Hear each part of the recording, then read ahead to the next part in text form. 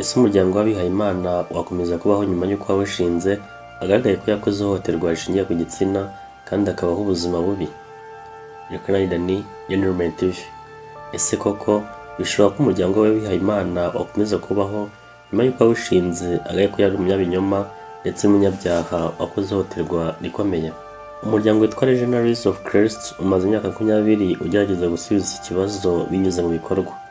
Ni umwe mu miryango yabaye uwa mbere mu gutangaza ku mugaragaro ibyaha byakozwe n'abapadiri bawo, ibintu byari bitaraba mu buzima bw'abihayimana ndetse no gushyira ku mugaragaro amateka yabo y'imyaka 80 yari mu mwijima.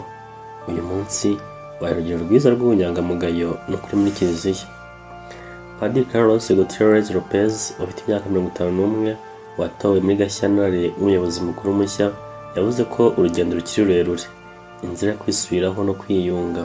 Iyi nzira yatangiye muri 2006 ariko ifata intera muri 2019 ubwo hasohokaga raporo yo guhera mu mwaka w'1941 kugeza 2019 igaragaza ibyaha byose kuva umuryango washingwa kugeza ubu ku isi yose. Kuva icyo gihe hakomeje gusohoka raporo buri mwaka yitwa Ukuri, Ubutabera n'Ubuvuzi bw'Imitima. Padiri Lopez yavuze ati nubwo byari bibabaje cyane byadufashije kubona ko hari byinshi byo gukosora. Yakomeje asobanura ko bakoze cyane kugira ngo bubahirize amategeko ya Kiliziya, bakorana n'inzego za leta n'iz'iyobokamana kandi bashyira imbaraga mu kwita ku bahohotewe. Guhamagarwa kwe kwakomerekejwe cyane n'ibyaha by'uwashinze uyu muryango, umupadiri muri Mexique witwaga Marcio Maciel. Uyu Maciel yakoze ihohoterwa rikomeye arikorera abana benshi mu gihe kirekire ndetse nk'uko byemejwe na Vatican muri 2010 yabayeho ubuzima butari ubwa gikristo. Padiri Lopez yaravuze ati byaduteye urujijo, ubwoba no gucika intege.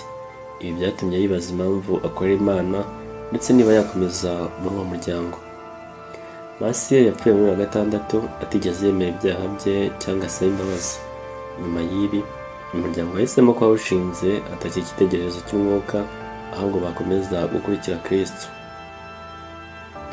Kiliziya yabafashije kuvugurura ubuzima bwabo nubwo habayeho ibyo bibazo bikomeye. Papa Benedicto wa 16 yavuze ko muri uwo muryango harimo urubyiruko rufite umutima wo gukorera ukwemera. Kiliziya yashyizeho ibintu bitatu by'ingenzi byo kuvugurura uyu muryango: gusobanura neza intego cyangwa se charisme by'umuryango, gusuzuma uburyo ubuyobozi bukorwa, gushyiraho uburere bwiza kwa padiri n'abanyeshuri b'abaseminari. Nanone hashyizweho ibiganiro n'abahohotewe kugira ngo babashe gufashwa. Ubuyobozi n'umurimo wo gukorera abandi. Mu guhura na Papa Leo wa 14 yibukije uyu muryango ko ubuyobozi bugomba kuba umurimo wo gukorera abandi atari ugutegeka. Padiri Lopez yavuze ko nawe abyemera cyane ko ubuyobozi ari ugufasha abandi no kububaha. Ese birashoboka gutandukanya washinzwe n'intego y'umuryango? Haribaza niba bishoboka gutandukanya ibyaha by'abashinze umuryango n'intego nziza z'umuryango. Padiri Lopez yavuze ko ari ikibazo gifite ishingiro, ariko Kiliziya yabafashije gusobanukirwa intego yabo nyamukuru. Ni ugutoza intumwa za Kristo zigakwiza urukundo rwo ku isi. Imibare n'ibikorwa by'umuryango. Umuryango ufite abanyamuryango 327 ku isi yose, ufite abaseminari bato 250, ukagira abakristo basanzwe bari 36. Uyu muryango umwirwa Regnum Christi ufite abagore biyeguriye Imana 490, abagabo biyeguriye Imana 47, abanyamuryango benshi b'abarayiki. Mu burezi uyu muryango ufite amashuri 9, kaminuza 14, abanyeshuri barenga 153. Uyu muryango ushyira imbaraga mu kurinda abana n'abantu bafite intege nke 23 ukoreramo.